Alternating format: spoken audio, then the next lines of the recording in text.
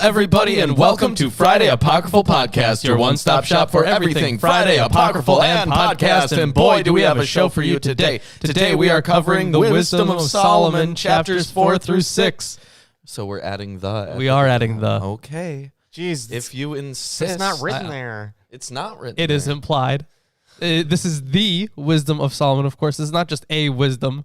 This is not any wisdom of Solomon. This is the Wisdom of Solomon. And there's nothing like it except for Proverbs and the Nothing like it Sirah at all in biblical literature or apocryphal literature. Shout Doesn't out to matter. Colette. Incredible. Well, today we finally got the actual book. Yeah.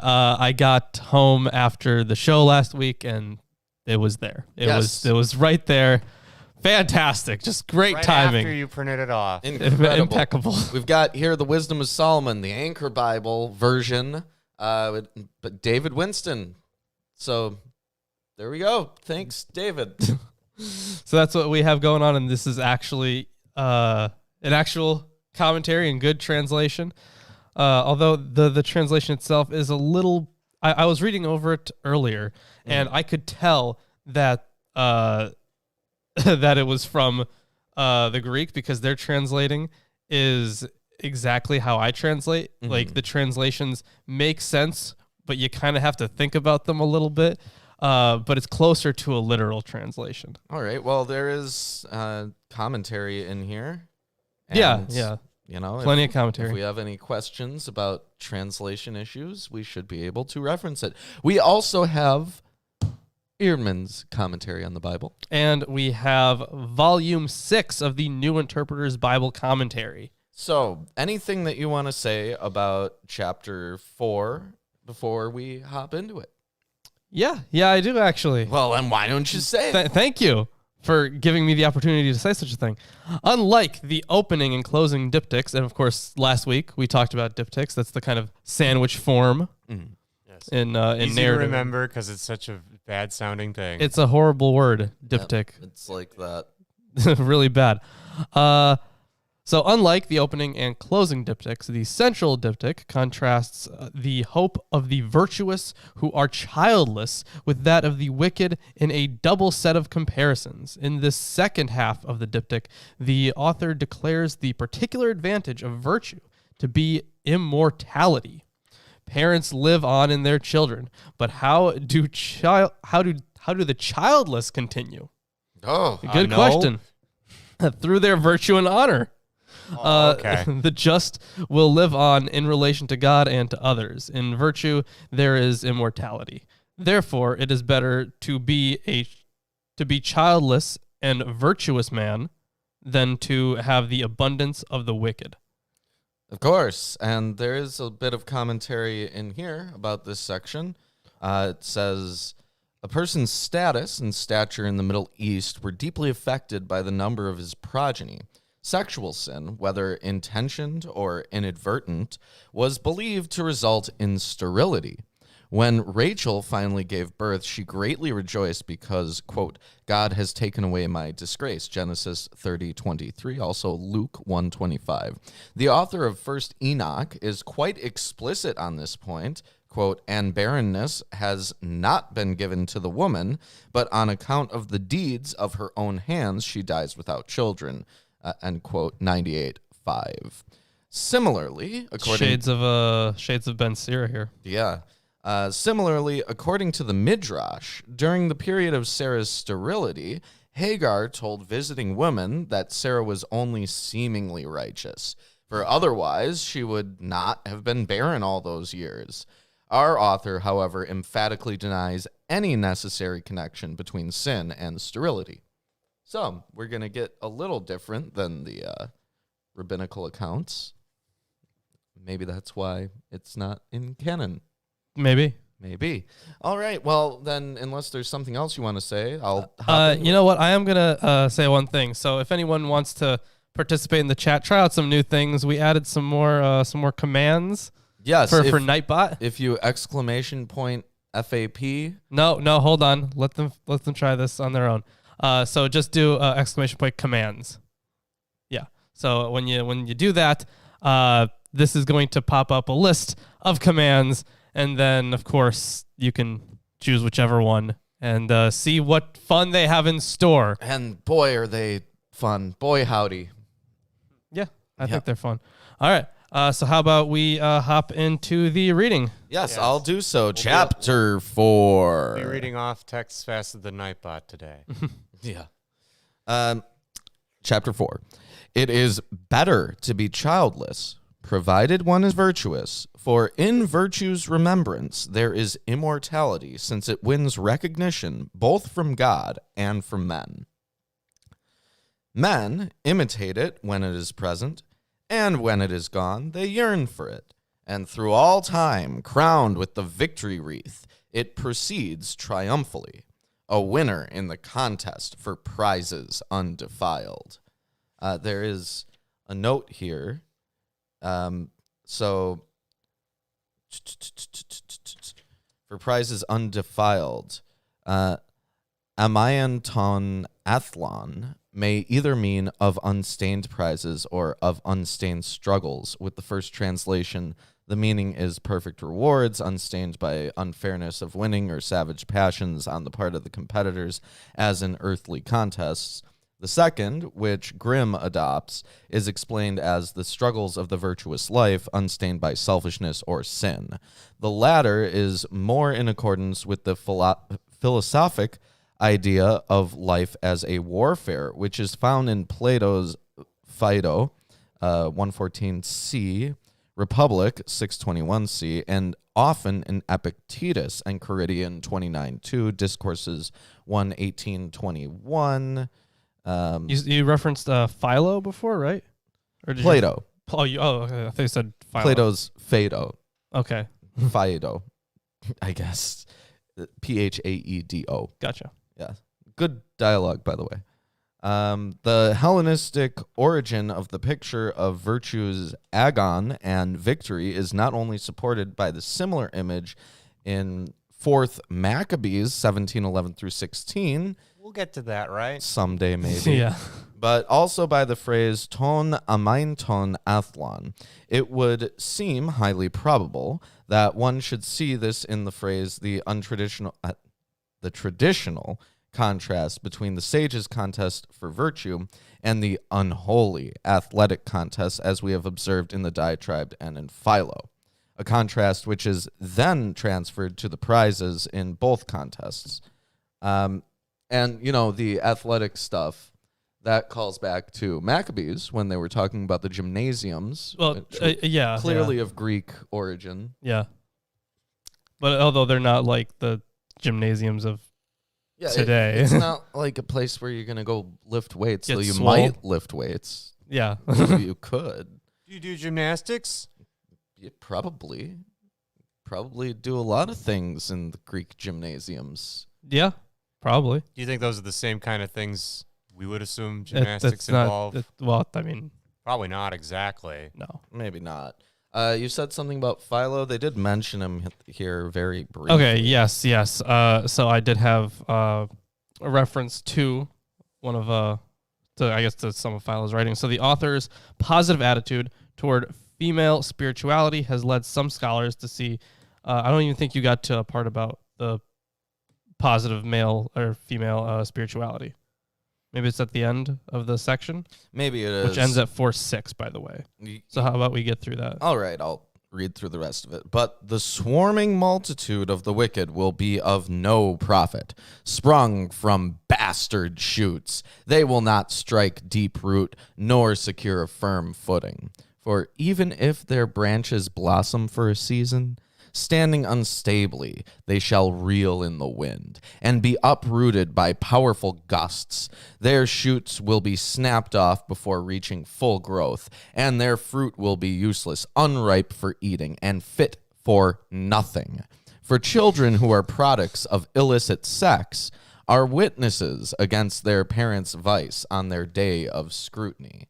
So this is a theme, that's the end of 4:6. Yeah. But this is a theme that popped up earlier where illegitimate children are not fit for anything. They're using the spoiled fruit still, which has been in, all sorts of stuff. Yeah, they also use the kind of wind storm imagery, which is common to Yahwistic.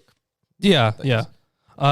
So a few notes here on this section. First, we'll get into the philo stuff. So the author's positive attitude toward female spirituality has led some scholars to see parallels with the therapeutae, the contemplative community described by Philo in his De Vita Contemplativa. I don't know.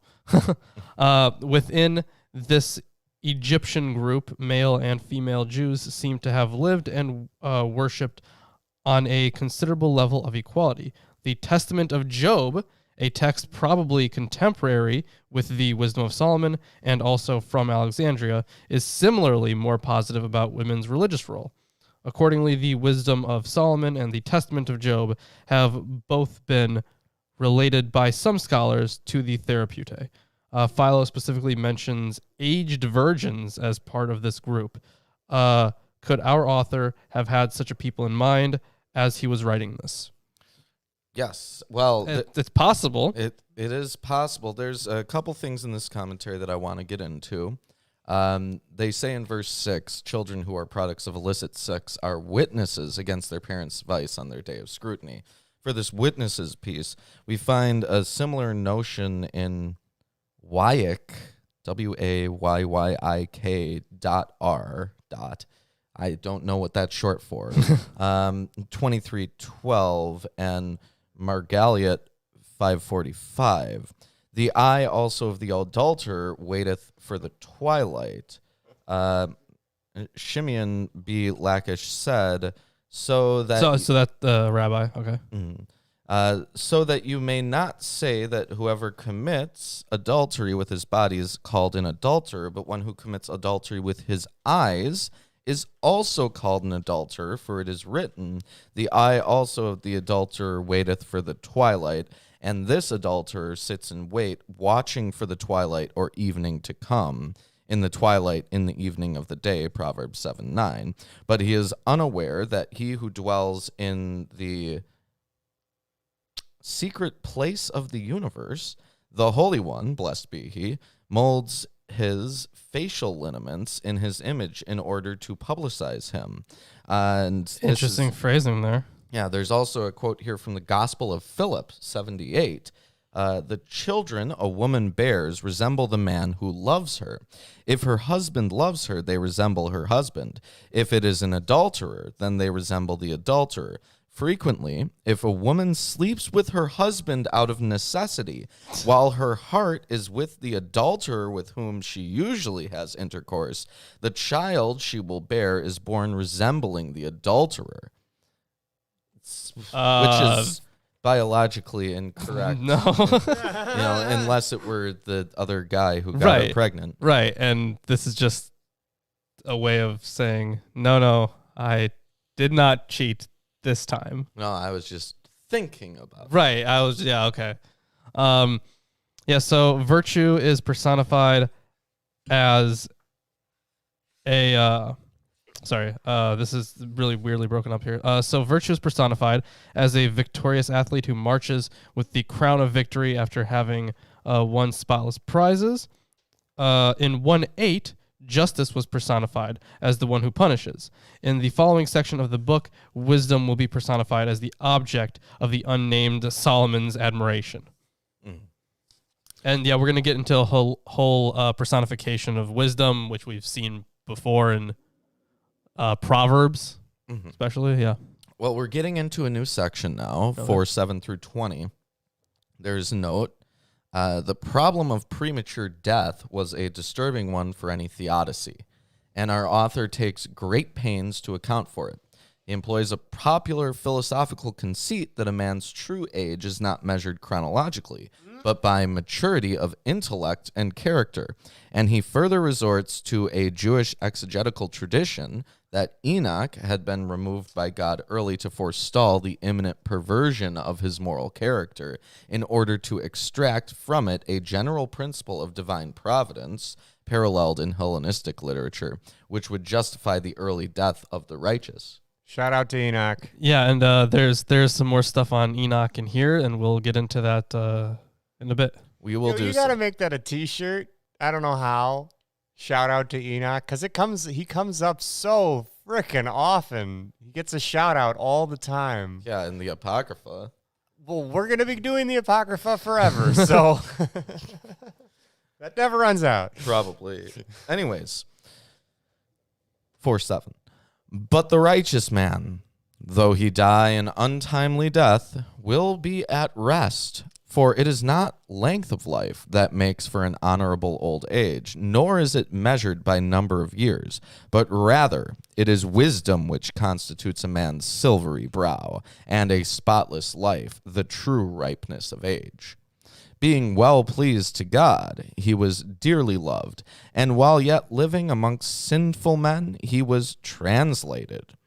I'm going to check that. That's an interesting bit. What verse was that? That was verse 10. Verse 10. Okay. So there is a little bit that I have here on verse 10.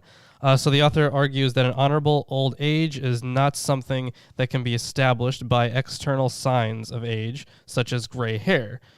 Neither can it be measured by number of years. Rather, an honorable age is achieved in a life of innocence, understanding, and inner maturity. The idea of progressive internal growth is portrayed through the images of, quote, a life become pleasing to God. That's verse 10. Mm-hmm. And coming to perfection in a short time, and that's a little bit later. All right. There doesn't seem to be a note specifically about the translated term. Yeah, but like I said, this is much closer to a literal translation, so it might not always make sense. Mm-hmm. Yeah, because this is how this is how I am when translating Greek. We recently did a passage from Plato's Apology, actually. Oh, and that's a good book. It was a very difficult portion to translate. He has a lot of alliteration, actually, surprisingly.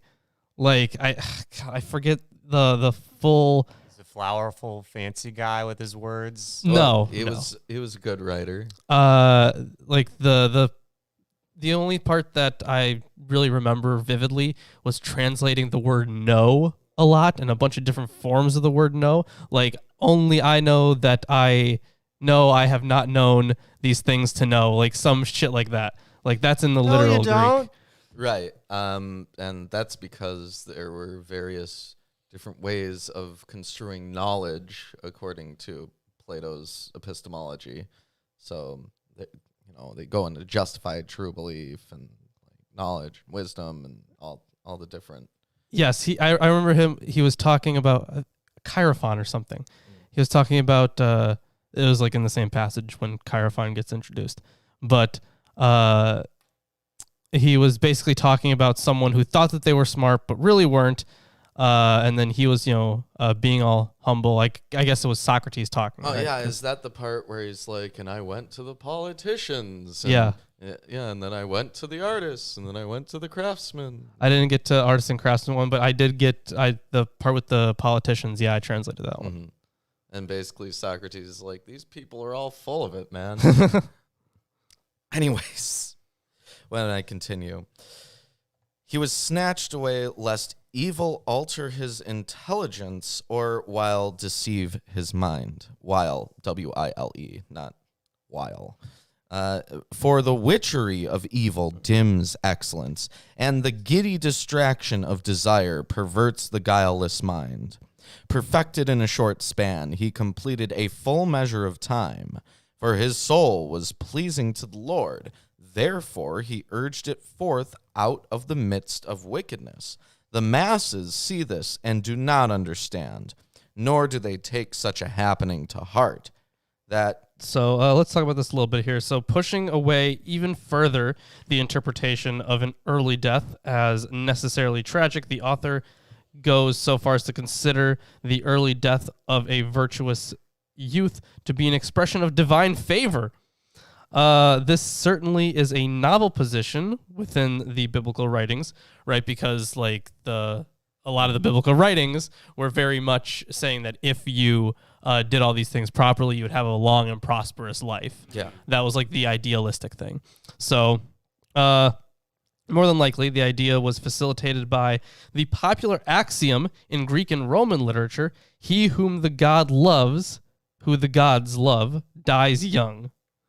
Oh, only the good die young. Yeah, we still got We that stole one. that from the Greeks. It is parallel to our own popular expression, the good die young. Way to call it out before they said it. Yep. The wisdom author is adapting this idea in the light of the Enoch stories in Genesis and Sirach. Two links to the Genesis account of Enoch in the Septuagint exist in the wisdom text. The idea of Enoch's pleasing God and the idea of transference. Enoch, quote, Enoch was pleasing to God, then he was found no more, for God transferred him. So some of these other ideas pop up in some Stoic writers. There are a couple quotes here. One from Seneca. One day in the life of the educated lasts longer than the longest lifetime of the uneducated. And in the slightest possible moment of time, virtue completes an eternity of good. And from Cicero, no one has lived too short a life who has discharged the perfect work of perfect virtue. On the qualitative sense of time, see Psalm 84, verse 11. Better one day in your courts than 1,000 anywhere else. Yeah, so it's like, this is the thing you should be concentrating on. This is the best thing you could possibly do, is be virtuous. Yes. Now this next fraction of a sentence, which is verse 15, is bracketed. Yeah, I love fractions of sentences. Yeah.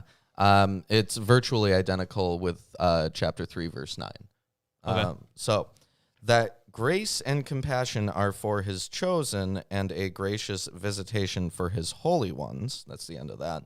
But the just man dead shall condemn the godless who are alive. And swiftly perfected youth, the old age of the unrighteous, rich in years. For they will see the wise man's end and will not understand what the Lord purposed for him, and to what end he took him into safe keeping. They will see and account it as naught, but it is they whom the Lord will laugh to scorn. Will laugh to scorn. See Proverbs 126, Psalm 2:4, 1 Enoch 94:10, and your Creator will rejoice at your destruction. There's Classic. Various references there. Yeah. They shall thereafter become an ignominious carcass, an object of outrage among the dead forever. For he will smash them. So the dead are going to be laughing at them, basically. Right, which is weird because in Psalms, if you remember, there were a number of Psalms where essentially they alluded to the fact that the dead can't think or say or do anything. Whereas here, it's not the case. They're being an outrage among the dead. For he will smash them, speechless, headlong, rocking them out of their foundations. And they shall be made an utter desert, and shall be in anguish, and their memory shall perish. Which, if you remember... That's like the final death, right? Yeah. From Sirach. Yeah. Yeah. So a little bit more about this, the whole, dead laughing at them and stuff. I think this is kind of what they're trying to get across here. So there are biblical precedents for the image of a wise youth. Actually, hold on. What verse are you at? I just finished verse 19. Okay. So there are popular precedents for the image of a wise youth who criticizes the wicked or foolish people who have the respect that belongs to the elders. That belongs to elders.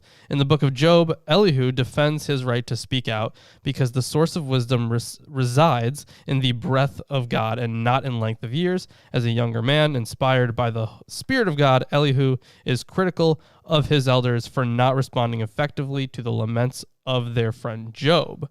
Kohelet speaks of the advantages of a poor and wise youth over an old and foolish king. Fair enough, but Kohelet, it was just awesome. The author's judgment against the wicked is expressed in apocalyptic language. This language anticipates the similar expression of the formal judgment that occurs after the wicked's confession. In part, the language of destruction may have been inspired by Isaiah's judgment on the downfall of the king of Babylon, Isaiah 14. The Lord, quote, will laugh the wicked to scorn. They will become dishonored corpses. They will be dashed, shaken, and left utterly dry. All right, let me finish off chapter 4 here. In the reckoning of their sins, they will come cringing, and their lawless acts will convict them to their face. There is a note on convicting them to their face. The words are reminiscent of the Zoroastrian notion that after death, the wicked will meet his own evil thoughts and deeds in the form of a hideous wench who will rebuke him and detail his hideous deeds to his face. Wow. So that's Jeremiah 2:19. It's like a night hag from D&D. Jeez. well. It's also it's like a night hag from various cultures. Yeah. I mean, they have the same background of it in that. But Jeremiah 2:19, thy own wickedness shall correct thee, and thy backsliding shall reprove thee. so that sounds a lot like the whole judgment scene, right? With Anubis and the feather of Mot. Yes. Yeah, that's kind of what that sounds like. Yeah. Not like, in the same way at all, but like the concept there about this kind of eternal justice after the fact. And that is the end of chapter 4. If you're enjoying the stream so far, give it a like, share it with your friends, family, neighbors, the living and the dead. And I'll hand it off to you. There is an introductory note on the next page. Great. I got to use the restroom. All right. And while you're reading that. so we did actually update the commands. So we got another one now. Yes. Your recommendation was immediately taken. Yeah. So we got that. All right. So introductory note for, here's an introductory note for chapter 5. The whole chapter is colored by, this is a tough word. Isaianic from Isaiah, right? Okay, it's resembling Isaiah. Language and imagery. The wicked will be astounded at the unexpected deliverance of the just man. In the agony of their remorse, they will vividly perceive the fundamental error of their way of life and the utter transiency of all that they had once prized. Finally, in an apocalyptic vision, the author envisages the future royal spender, maybe he meant to write splendor, of the just and simultaneous annihilation of the wicked through the smashing attack of the cosmic elements led by the divine warrior. Oh, okay, so this is getting really eschatological, actually. Yep, it's kind of out there. For a form critical analysis of the author's use of the story of the righteous man and the Isaianic exaltation tradition. Oh, he cites Nicholsburg, and we've read plenty of stuff from Nicholsburg. And oh my God, he's back. Yeah, nice job padding out that paragraph long enough to last the entire trip. Hey, you know what? I need to drink some water. Do you? Yeah, I do. Well, hey, why don't I tell you a little bit about this section that we're about to read? Since Past Isaiah stuff? Yeah, but from Eerdmans, this section is delimited as a unit, 5:1 through 23, by the opposition will stand and will rise against them, which 5:1 and 5:23. It is loosely structured internally by the positive/negative contrast, which marked the previous major section. The turning point is the but in 5:15. The point of verses 1 through 14 is similar to that made in Jesus' parable of Lazarus and the rich man from Luke 16:19 through 31, though the conceptual framework is a little different. Here, our author had in mind the traditional idea of the Day of Judgment, not that of an immediate post-mortem judgment, which seems to be envisaged by Luke. As we've seen, the Wisdom of Solomon shows little interest in systematizing its eschatological timetable, and it says nothing about the fate of the wicked from the time of their deaths up to the last judgment. The author is concerned only to stress their complete error with regard to the apparent fate of the righteous. So, All right. How about we hop into chapter 5 then? yeah, do so. Then the just man will take his stand with poised confidence to outface his oppressors and those who made light of his sufferings. At the sight of him, they will be shaken with fearful terror and will be astounded at the unexpectedness of his deliverance. Remorseful, each will say to the other, groaning and gasping for breath, "This was the man whom we once held in derision, and for a byword of reproach, fools that we were, his life we accounted madness, and his end without honor." Probably, his life was counted as madness. That's what I'm guessing it was. So the wicked confess their guilt. This is from the NIV commentary. The wicked confess their guilt, just as the author provided the reader with the privileged position of following the wicked person's perspective on life, so too is the reader allowed to listen in on the wicked's confession of guilt. A confession can have one of two purposes. In the context of a relationship, confessing one's sins or wrongdoing can have the function of expressing conversion or a change of heart that seeks reconciliation. We confess our sins in order to elicit the forgiveness of God, as in Psalm 32, verse 5. In the context of a trial, the confession confirms the validity of the accusation and justifies the condemnation. See the story of Achan, who confesses his sin of taking booty and is promptly executed after the misdeed is verified in Joshua 7:10 through 26. The confession of the wicked in the Book of Wisdom takes place only among themselves. It does not take place in the presence of God and not even in the presence of the just one. The wicked are not seeking reconciliation through their confession. They simply are admitting their error amongst themselves.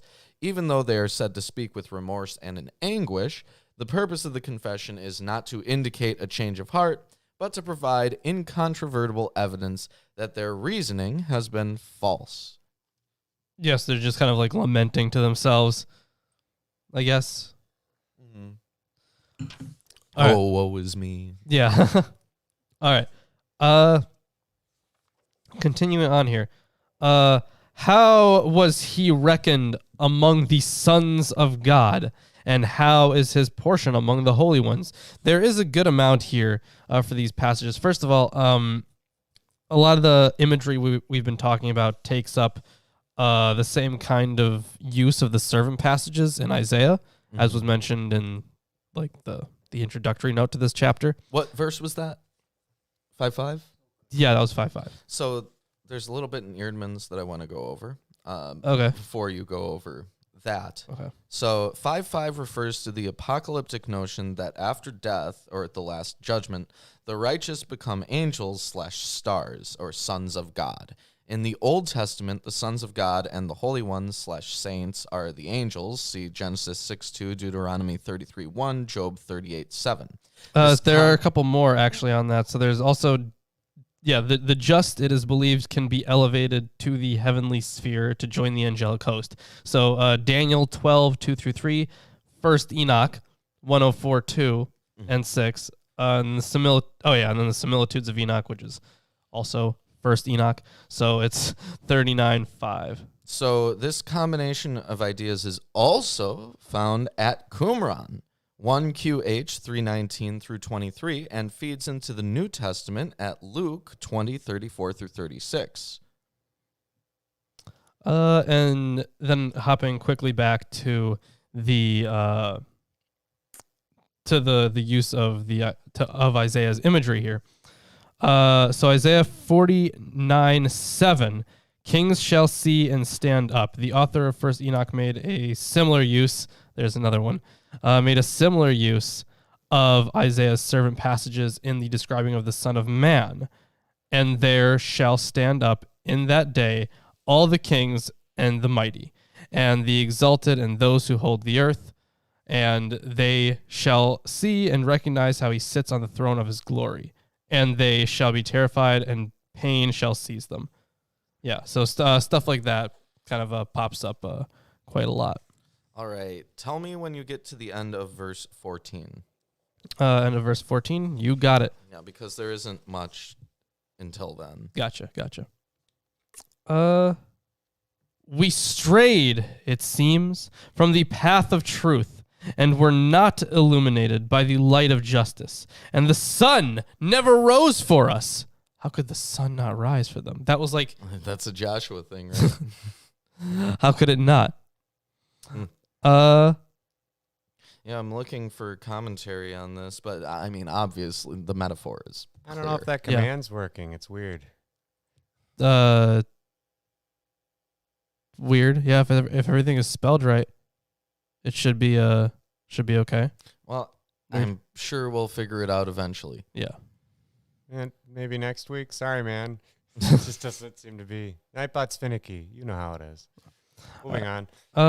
We were entangled in the prickles of lawlessness and destruction, and made our way through trackless wastes, but the Lord's highway we ignored. What good was our arrogance? And what did wealth and false posturing bring us? All those things have gone by like a shadow, like a messenger flitting past. So this, the messenger bit is like a rumor, gossip, basically. And it's very kind of like a shadow thing, very Kohelet there. Mm-hmm. You know, it's all fleeting. Yes. All right. Continuing on here, like a ship cutting through the swelling surge, of whose passage not a trace is to be found, nor the track of her keel among the waves. Okay, so you're going through, you're doing these things, going trudging through, and then any sign that you were even there was gone. You are insignificant. Yeah. That is vanity. Vanity. All is vanity. Everything is meaningless. Completely meaningless. How about we pin that shirt? Yeah, go ahead. Pin the... Because I love that shirt. And you know what? We actually have more $10 patrons now since last week. Oh, incredible. Yeah, so next month we're going to have a bigger giveaway. So if you want to join in on something like that, you could become a $10 patron. You could get a wheel shirt. being spun, and it won't be landing, perhaps. Maybe. Ooh. I hope not. Otherwise, we're going to have to design more shirts. Yeah, right. Oh, man, we could do Shout Out T-Knock, finally. Let's continue on here. Or, as when a bird flies through the air, there is no token of her flight, but the insubstantial breeze, lashed by the stroke of her pinions, and cleft by the force of her onrush, was traversed by the whirring of her wings, and thereafter no sign was found of her assault. So Probably a little outdated translation there, but... So I'm trying to remember if Job is in the prophets. Job is a writing. Job is because it's a wisdom text. Okay. Yeah. Which, even though it doesn't follow the formula of... Well, it's still, talking about those same topics, and also this cloth is way dirtier than I thought. Might be time to actually clean that. We just move. You just move those books, and I could tell the difference in color from the other sides. Oh. So on this bit about the bird that you just read. Yes. The bird that was assaulting something, I suppose. Yes. The same image.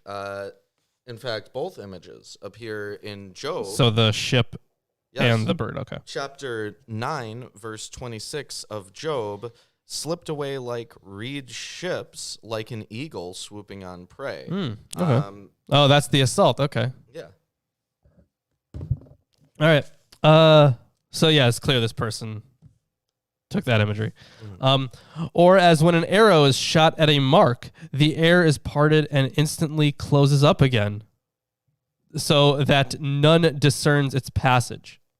So we too were dead as we were born, and had no token of virtue to show, but in our wickedness were utterly consumed. That's verse 13. Yeah, tell me when you finish verse 14. Okay. For the hope of the godless, that's us, is like down flying on the wind, and like thin frost swept before a howling gale, and like smoke which the wind scattered, and like the memory of a guest for a day it passed through.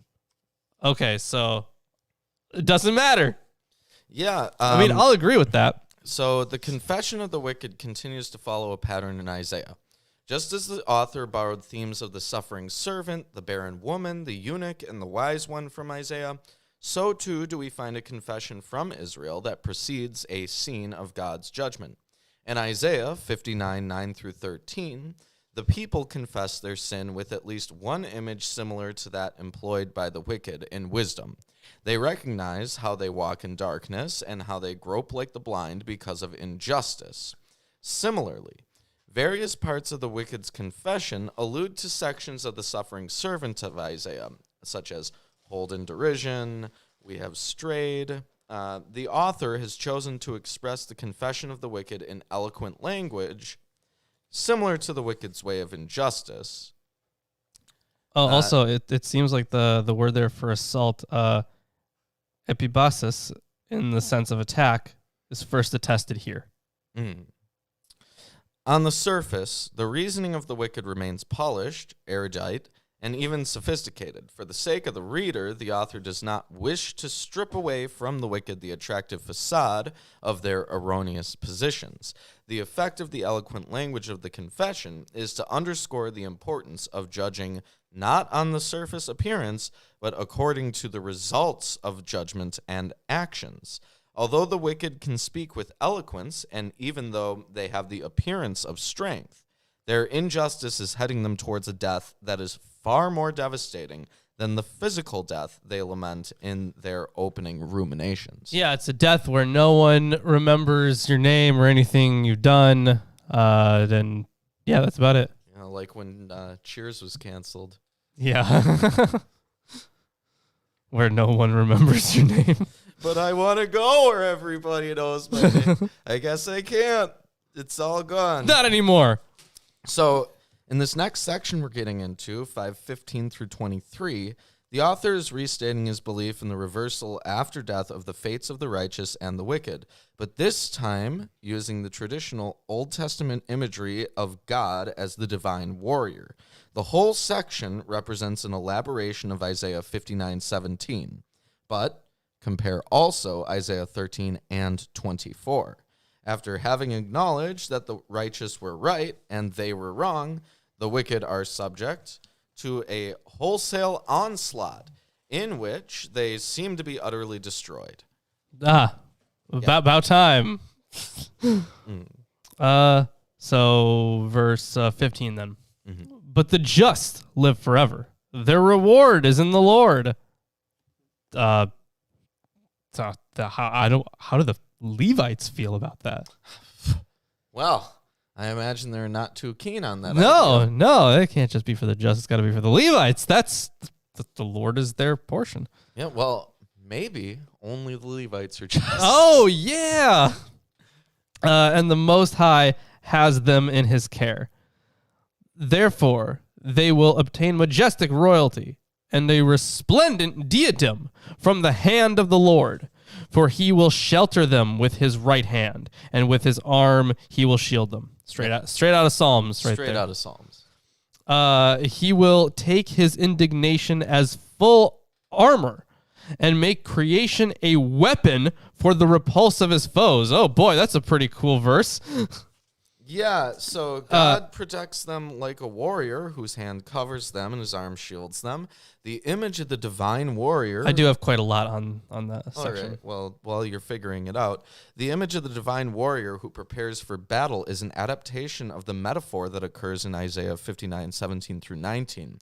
The analogy is expanded somewhat from Isaiah's use of breastplate, helmet, garments, and mantle to the use of the full armor of a hoplite in wisdom.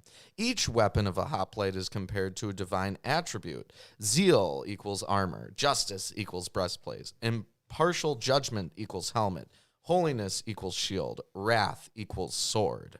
Particularly innovative in the metaphor of the divine warrior in wisdom is the role of the cosmos, which we'll get into. So kind of expanding on this this imagery from Isaiah. Yes, so they also reference that this section is modeled on Isaiah 59:17, where God is represented as a divine warrior. And apparently there's more on this in some books. One of these I've read at least. So Frank Moore-Cross's Canaanite Myth and Hebrew Epic. That is still, it's kind of old, but still fairly solid. I'd still recommend it. So the same type of imagery appears again even more elaborately in the Pahlavi work Menok Ikrat. To confound Ahiram, it is possible. Yet to confound Ahiram is possible if they make the spirit of wisdom a shield for the back, a wear on the body, the spirit of contentment like a coat of mail and valor, and the spirit of thankfulness like a club. And then he goes on to list some more. So that's interesting how they've been putting those into divine terms for a while. So make creation a weapon. So cross-reference Judges 5:20. The fighting of the stars here rests on the mythological identification of the stars with divine beings, the heavenly host. And of course, plenty of references to that. Yes. There's also a reference here to Philo. The chastisement was different. This is a quote from Philo. The chastisement was different from the usual kind, for the elements of the universe, earth, fire, air, and water, carried out the assault. God's judgment was that the materials which had served to produce the world should serve also to destroy the land of the impious, and to show the mightiness of the sovereignty which he holds, what he shaped in his saving goodness, and to create the universe he turned into instruments for the perdition of the impious wherever he would. Then there are references here to multiple Jewish authors as well. But yeah, it seems like that's kind of the idea behind it. All right, let me know when you finish the chapter, because there's commentary that'll be relevant at the end. Great. He will don justice as his coat of mail. And put on undisassembled judgment as his helmet. Undisassembled? Undisassembled. Or sorry, undisassembled. No, undissembled maybe. Yeah, undissembled. Yeah, undissembled. Interesting. So assembled. He will take holiness for his indomitable shield and sharpen his relentless anger into a sword, and the cosmos will join him in all-out war against the madmen. Shafts of lightning will proceed on target, as if from a well-rounded bow. From the clouds they shall leap upon the mark, and from a catapult a fury of hail will cut loose. The waters of the sea shall rage against them, and torrential streams wash over them relentlessly. A powerful blast will rise against them, and scatter them like chaff before a whirlwind. So lawlessness will lay waste the entire earth, and criminal action will overturn the thrones of dynasts. So, the ultimate conflagration is depicted in a limited apocalyptic fashion, in which meteorological phenomena bring about the destruction of wickedness. The forces of the cosmos, lightning, hail, water, rivers, winds, storms, will ravish the earth as a result of lawlessness. So this is creation destroying it. Yeah, this is referenced a number of times in Psalms and Isaiah 29:6. Little can be deduced regarding the specific eschatological beliefs of the author from this restrained apocalyptic account. Such beliefs as the resurrection of the body, a definitive annihilation of the physical cosmos, and the location of blessedness cannot be presumed. In this respect, the apocalyptic judgment in Wisdom differs from other presentations of the ultimate conflagration in its brevity and in its restrained descriptions.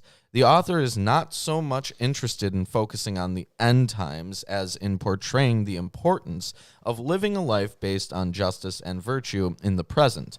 The final conflagration simply affirms the royal reward of the just and the destruction of wickedness. It functions as the cosmic sentencing in the context of the trial that has been working in the background of the author's debate. See Job 34:21 through 30. This somber but noble account of God's judgment. It's like he's warning of a flood, right? Because the flood was, of course, could be called a force of nature. So it's like that. Yes. So this account of God's judgment brings to a close the tension that was raised in the opening exhortation between justice and injustice. It is this ultimate death portrayed in apocalyptic fashion that became the negative motive for the author's exhortation to love justice and to seek God. This death is the result of the deliberate judgments and actions of the wicked, which they have brought upon themselves through their words and deeds. This is the undesirable destiny of alienation from God and the cosmos that the author dissuades the readers from bringing upon themselves. Through a false reasoning on mortality that leads to a life of evasive pleasure, exploitation of the weak, and reliance on violence, a death far worse than mortality is experienced. All right, so that was the end of chapter 5. If you guys are enjoying the stream so far, make sure to drop a like and subscribe if you haven't, because it really does help us out. And share it around, obviously. Share to all your friends and family and not friends. Yeah, frenemies. And not family. The just, the unjust. Especially the wicked and the righteous. Yep. All of them. All of them. Share it with weather and earthquakes. Oh, right. You're the greatest chef in your town for some reason wants to watch this show. Poor, rich, beggars, thieves. Choosers. Yeah. So here's this, and people who are simultaneously beggars and choosers. Yeah, because there's a good amount of them. Actually, no, maybe we don't want those guys. So yeah, I gave 2 bookmarks in there, because it's shows the end. Yeah. So that'll get you to all right. the second part of chapter 6. I suppose. Yeah, because it does break off there for some. Yeah, I'm not sure why reason. But either way. So yeah, we have chapter 6 coming up, an exhortation to wisdom. So a little bit about this. In returning to words of exhortation similar to those of the opening, the author is bringing to a conclusion the first part of the work. Almost immediately, the opening exhortation to love justice and to seek God turned into a warning against a way of life that would hinder those values. The main negative image behind the warning is death. Do not invite death by the error of your life. Chapter 6. Hear then, you kings, and understand. Take note, lords of the far corners of the earth. This is apparently a reference to Rome. Which would make sense here. So the addressees of the exhortation are formally referred to as kings, basileis, and judges, dikastai, I suppose, who rule over multitudes. These terms pick up the opening scene where the addressees are called rulers of earth. As is the case in the opening address, the exhortation to listen, to learn, and to give ear is reminiscent of personified wisdom, who goes about the streets to convince listeners of the importance of her message. All right. And I think you mentioned that it's meant to be Rome. Mm-hmm. I mean, that fits in with the timeline. So Yeah.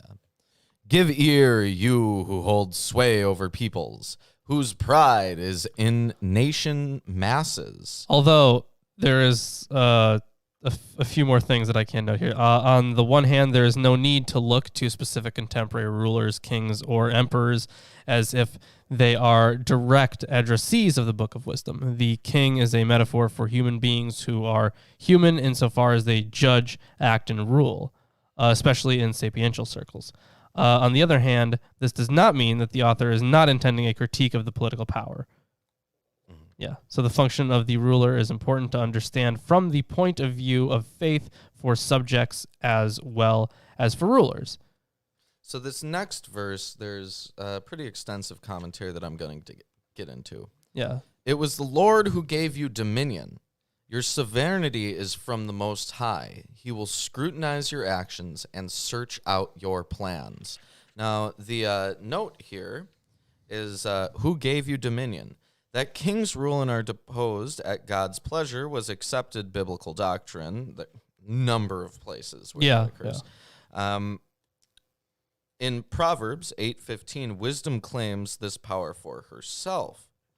The word kratesis is found in Masoretic. The Talmud explains the word to mean the day on which Rome seized an empire, or more explicitly, in the days of Queen Cleopatra, namely the day on which the Romans conquered Egypt in the time of Cleopatra. I like how he just got more and more specific to the date. Mm-hmm. Now, the papyri frequently record the dating tes Kaisaros Krateseos. Wilkin proved that the Kratesis here refers to the date of the capture of Alexandria by Augustus. He quoted the decree of the Roman Senate establishing this day, the 1st of August, 30 BCE, as a festival and as the beginning of an era. Very likely the reference here is to this event.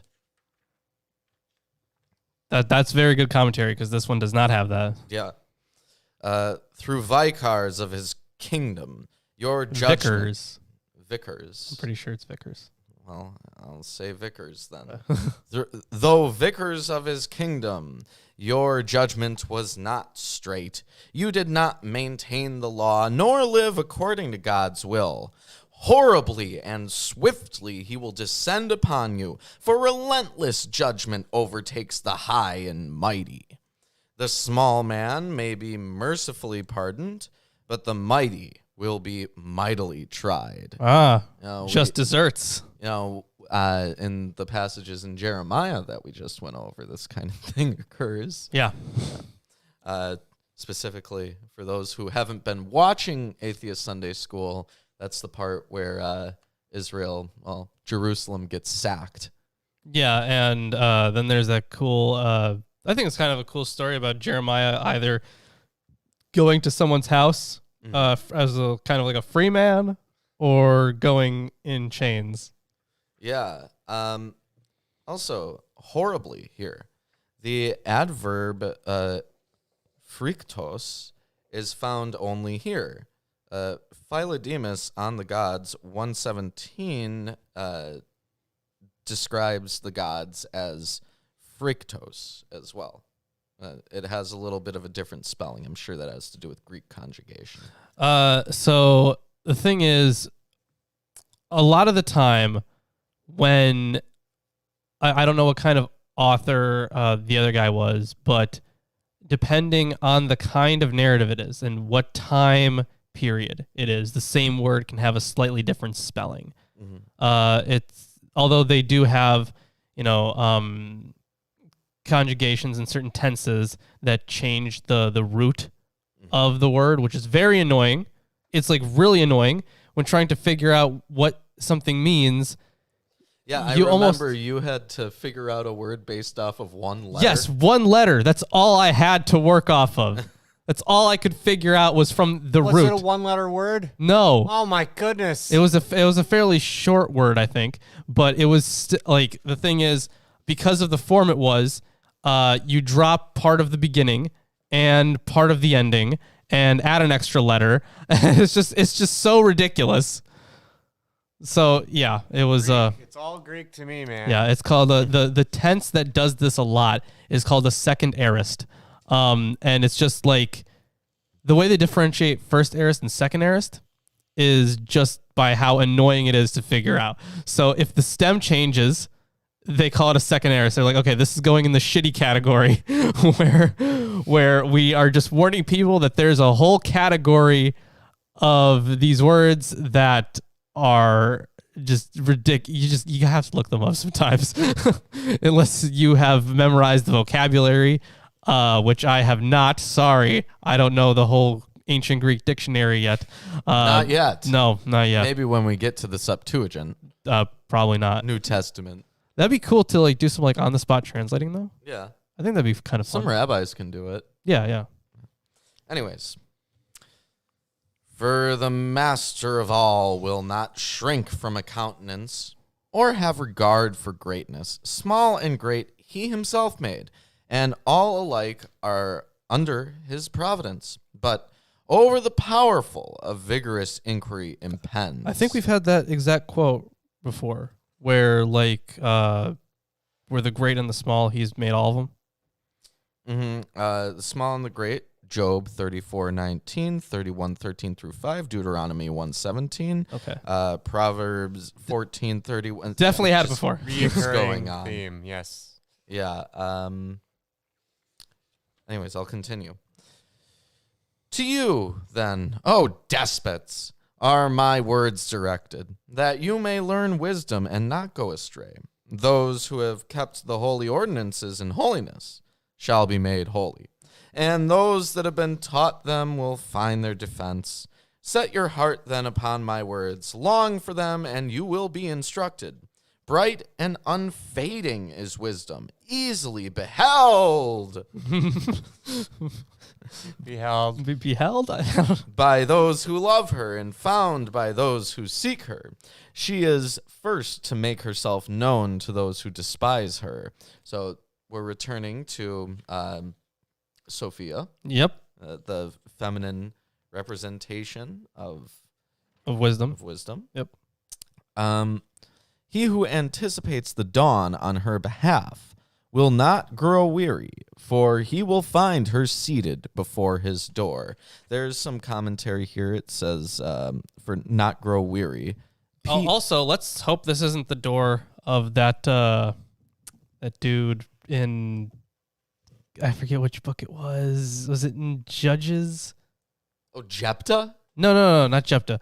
The guy. No, with his concubine. Oh, was that in Judges or was that where the lady gets chopped up? Yeah, the lady gets chopped up. I think that was in Judges. I also think it was. Wrong. But it's in there. Either somewhere. way, let's hope it's not that guy's door. It's after the Pentateuch, okay? Yeah. So this is from P.S. Aristotle. I guess that means pseudo-Aristotle. De Mundo 391a13. So the soul, by means of philosophy, taking the mind as its guide, has crossed the frontier and made the journey to the heavenly region out of its own land by a path that does not tire the traveler. Similarly, according to Philo, the royal road of wisdom leading to God causes no flagging or fainting.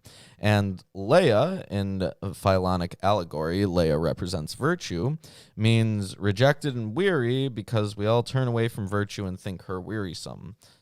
So just a little bit of commentary and expand on what's written there. To set one's mind on her is perfect wisdom. And he that is vigilant for her sake will soon be free of care. And perfect wisdom. For Plato, phronesis was both a theoretical, see Phaedo 79d 6 through 7, and a practical virtue, see Symposium 209a 5 through 7. Whereas Aristotle, who allotted theoretical knowledge to Sophia, eventually confined phronesis to the practical sphere. Our author clearly follows the Platonic tradition. And carrying on then. For she herself seeks out those who are worthy of her. And with gracious good will she appears to them on their path, and in every thought comes to meet them. You know, that's kind of weird, right? Because they said that the righteous man should be seeking out wisdom, but also wisdom here is the one who finds you. Yeah. There's a bit of a lengthy note for the next verse, but I do want to read it. Okay. The true beginning of wisdom is the desire to learn, and a concern for learning is love for her. So the note here, actually, let me. Is that verse? That's verse 17, but the note is verse 17 through 20. So, yeah, I also have the same thing. Okay. Love for her means the keeping of her laws. Attention to the law is a surety of immortality, and immortality makes one near to God. Thus, the desire for wisdom leads to sovereignty. So there's a note here that says, the author here employs a 6-part chain syllogism, a well-known rhetorical device known as sorites, alternatively klimax or epoikodomesis. The latter was a set of statements which proceed step by step through the force of logic or reliance upon a succession of indisputable facts to a climactic conclusion, each statement picking up the last keyword or key phrase of the preceding one. Yeah, this is pretty much the same note that I have in both Erdmann's and the NIB. Mm-hmm. And there are a bunch of quotes of different similar structures, but yeah. I'm not gonna read those out loud because they're basically just different arguments that have nothing to do with this section. But leading to sovereignty marks the conclusion of the sorites.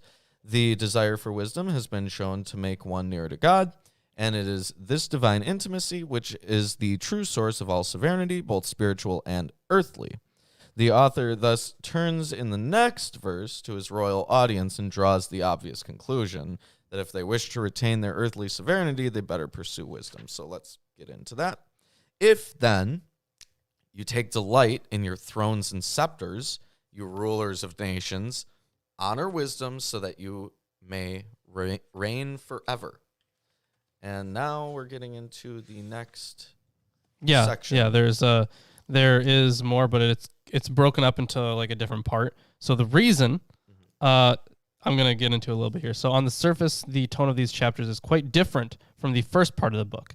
Speech in the first person signals the main shift in perspective and in emphasis. The various scenes of the trial that mediated an argument against injustice had been presented through a narrator speaking in the third person. Now the author speaks personally. I will tell you what wisdom is and how she came to be, as if to heighten the understanding of the author's personal knowledge of wisdom. So the differentiation here of, I don't know why the chapter is that way, but it's very clearly a different part of the book. There is a shift in speakers. Oh. All right. What wisdom is and how she came into being, I will relate. I will conceal no mysteries from you, but will track her from her first beginnings and bring the knowledge of her into the open. In no way will I bypass the truth. So, this passage displays the author's literary penchant for linking major units with transitional sections. As such, it has striking parallels of phrases to the first part of wisdom and to the eulogy of wisdom in the second. Royal imagery from verses 9 and 21 is continued in the reference to a sensible kings being the stability of the people. The exhortation to honor wisdom recalls the enclosing exhortation of the first part to rulers, judges, and kings. We just finished that. Solomon will not hide any secrets. Envy is disassociated from wisdom. Of course, the unit has even stronger links to the eulogy of wisdom of the second part. But I'm guessing here that this identification was made because wise king. There is a bit of commentary on this. I will For Solomon, that is. That's, yeah. I will conceal no mysteries. See 721, Sirach 4:18, 14:20, 1 Enoch 37, 3-4. Quote, "It were better to declare them only to the men of old time, but even from those that come after, we will not withhold the beginning of wisdom. Till the present day, such wisdom has never been given by the Lord of spirits, by whom the lot of eternal life has been given to me." Also, there's a number of other things, but a favorite Qumran expression is, "To give knowledge is the marvelous mysteries of God." 1QH 427, 727, 11:9. See also the Isis Aritalogy, yeah, from Chaim 38. "No one is glorified without knowledge of Isis." Contrast Job 28:12-14, 21-23, and the common apocalyptic command to seal the book, e.g. Dan 12:4. Right, let's continue on then. "Nor will I have fellowship with pining envy, for the latter has nothing in common with wisdom." Now, there is commentary on this that I want to get into as well. Pining envy. Plato had already banished envy from the region above the heaven where souls behold the absolute forms in Phaedrus 247a. For jealousy is excluded from the celestial band. So Plato did this? Yes. Timaeus 29e, that's also a Plato work. "The demiurge was good, and in him that is good no envy ariseth over concerning anything, and being devoid of envy, he desired that all should be, so far as possible, like unto himself." See also Aristotle, Metaphysica, and a number of other things as well. But essentially, this is a common declaration that envy is separate from wisdom. Sure. "A multitude of wise men is the salvation of the world, and a wise king is the stability of his people." Ooh. Yeah. "Be instructed then by my words, and you will be profited." And yeah, that is the end. So in verses 23 through 24, the author may be contrasting his approach here either with that of the adherents of the Greek mystery religions or with that of secretive Jewish sects like the Essenes, who claim to possess esoteric knowledge which they would reveal only to the initiated. Yeah. That's where that note ends. Yeah. And yeah, I guess that's the reading for the day. That's more of the wisdom of Solomon. We hope you enjoyed the show. If you did, drop a like, subscribe if you haven't, all that good stuff. You know. Let's see. We got some guests coming on the show. Now, I don't know if it's next week or the week after. I'm currently checking the calendar, but we're going to have Dr. Josh on, Josh Bowen from Digital Hammurabi. Oh, cool. Yeah. Maybe he'll tell us a little bit about, Babylon and shit. Yeah, maybe. I'm sure he's going to have plenty to say. Yeah, so if you'd like to support the show, you can check out our Amazon wish list. We have a ton of books on there, which will add to this table and add to sources for upcoming videos that we produce independently of the show. Also, check us out on Sundays. We got a Patreon. Yeah, on the 21st. On the 21st is when he's coming on. So, yes, anyways, back to shilling. Yeah, Patreon. For $1, you can get all of our scripted videos, video scripts. That's like more than the Library of Alexandria right there. It's incredible. Such great repositories of wisdom. And on a sub note, the Library of Alexandria was apparently not that impressive. Wow. No, it's just you know, it's amazing that we have more knowledge. yeah, it's just that our information is even more impressive. Yeah. Also, for $5 a month, you can get any books that we self-publish. For $10 a month, you can be entered into that T-shirt giveaway. Yes, the T-shirt giveaway, which we got more. We got competition now. Yeah, so every month on the first Sunday of the month, we spin a wheel, and whoever it lands on wins a free T-shirt. Well, it's not really free, but you win a T-shirt. It's free to you. Yeah. After that.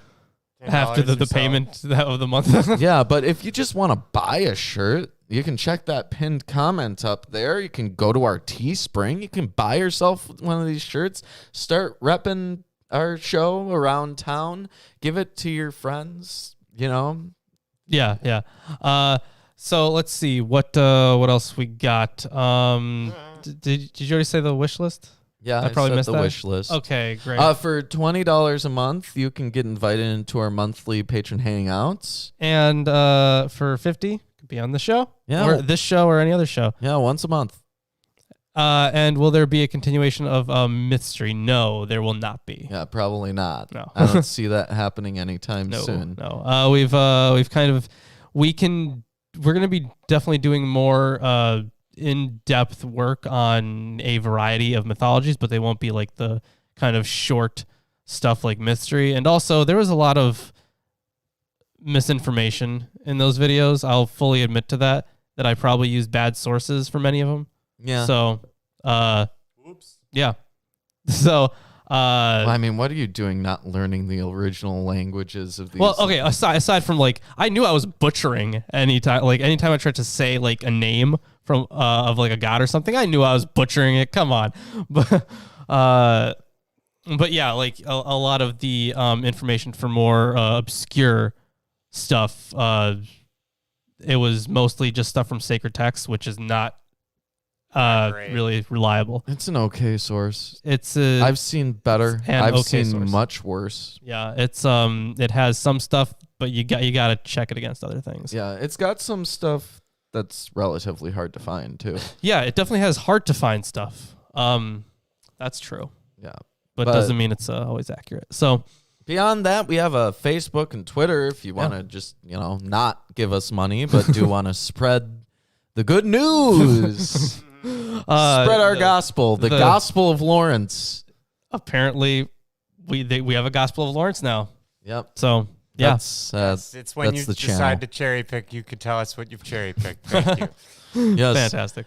For was it not written in the book of Friday Apocryphal Podcast, chapter 67, verse, I don't know how many minutes. Let's quote our own stream. Verse 117. Yeah, verse 117. Gosh, it's all recorded, so I guess. Yeah. Either way. We will see you on Sunday. And then